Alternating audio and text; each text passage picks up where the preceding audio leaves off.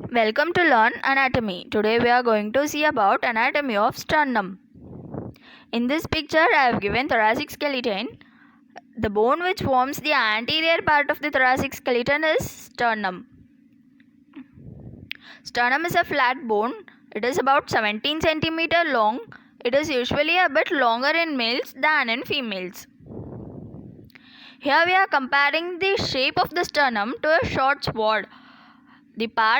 This part of sternum, we are comparing it to the handle of sword, and this part of sternum we are comparing it to the blade of the sword, and the lowest part we are comparing it to the tapering part of the sword.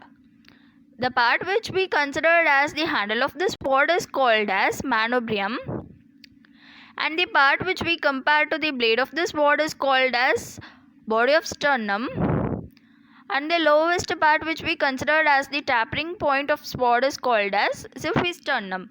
So the sternum has three parts. The uppermost part is called as manubrium, and the middle part is called as body of sternum, and the lowest part is called as xiphisternum or xiphoid process. First we are going to see about the manubrium. This is the manubrium. Manubrium is quadrilateral in shape. It is the thickest and strongest part of the sternum. When comparing to the other parts of the sternum, manubrium is thickest, hence it is the strongest part of the sternum. Manubrium has two surfaces. They are anterior and posterior surface. The surface which we can see from the anterior side is called as anterior surface. The surface which we can see from the posterior side is called as posterior surface. And manubrium sternum has four borders. They are superior border. The border above here is called as superior border, and the border below here is called as inferior border, and two borders on the lateral sides are called as lateral borders.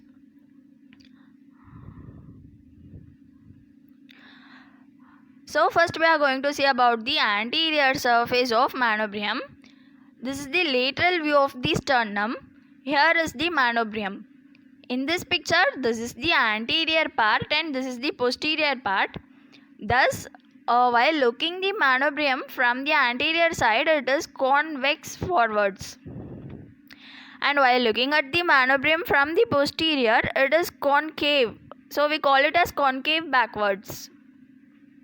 So the anterior surface is convex and the posterior surface of manubrium is concave. Next, superior border. We already know that this is the superior border. In middle of the superior border there is a notch. We call it as suprasternal notch. The suprasternal notch is also called as jugular notch or interclavicular notch. And on either side of the superior border there is a notch called clavicular notch. The medial end of the clavicle articulates here and forms the sternoclavicular joint. The notch for the articulation of the clavicle is called as clavicular notch, and the notch in the middle is called as suprasternal notch. Next we are going to see about the inferior border. This is the inferior border of the sternum. Inferior border of the manubrium. It articulates with the body of the sternum. While it articulating with the body of the sternum, it makes a slight angle. We call that angle as sternal angle or angle of Lewis. Here is the sternum and manubrium joint.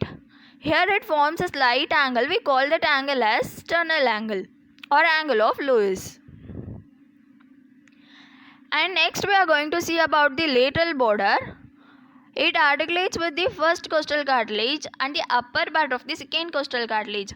First of all, the sternum bone gives attachment to 7 costal cartilages.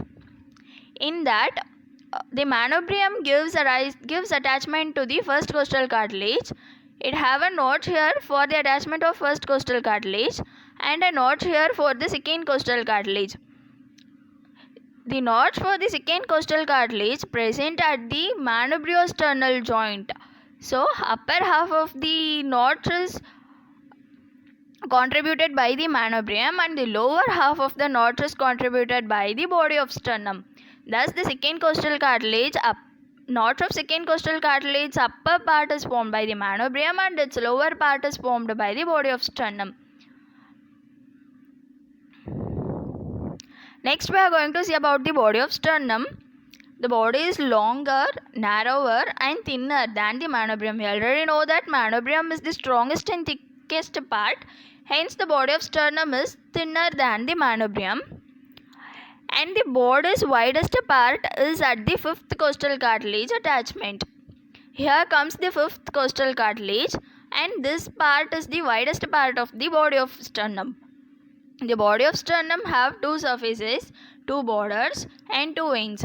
The two surfaces are anterior surface and posterior surface. As we already know, two surfaces for manubrium, the same for the body of sternum. And two borders, lateral borders. Two lateral borders and two ends, upper end and lower end. Upper end is articulating with the manubrium and the lower end is articulating with the xiphoid process. Anterior surface of body of sternum, it is nearly flat and it has three ridges, three transverse ridges. These ridges represent the fusion of four small segments called sternebrae. Next, we are going to see about the anterior surface of the body of sternum. It is nearly flat and it is marked by three transverse ridges. These three ridges indicates the fusion of four small segments called sternebrae. There are four small segments. The fusion between these segments indicates these ridges on the anterior surface. And next, we are going to see about the posterior surface. It is slightly concave and it is marked by less transverse ridges than the anterior side. Next, we are going to see about the lateral border. Lateral, already we saw that sternum gives attachment to these 7 ribs. Already we saw that sternum gives attachment to these 7 costal cartilages. Here the first notch for the first costal cartilage is formed by the manubrium. Upper half of the second costal cartilage notch is formed by the manubrium. And lower half of the second costal cartilage is formed by the body of sternum. Third, fourth, fifth, sixth and upper half of the 7th notch for the costal cartilage is formed by the body of sternum. It comes in the lateral border of the body of sternum. So, the lateral border of the body of sternum forms the lower half of the second costal cartilage notch, third, fourth, fifth, sixth and upper half of the 7th costal cartilage notch. And next we are going to see about the upper end of the body of sternum. Upper end is joining with the manubrium and lower end is joining with the xiphoid process. Next we are going to see about the xiphoid process. It is the smallest part of the sternum. It usually varies in shape. It may be bifid or perforated. In some cases it is perforated. In some cases it is bifid. The term perforated means the xiphoid process have a hole in its center, and the term bifid means it is solid.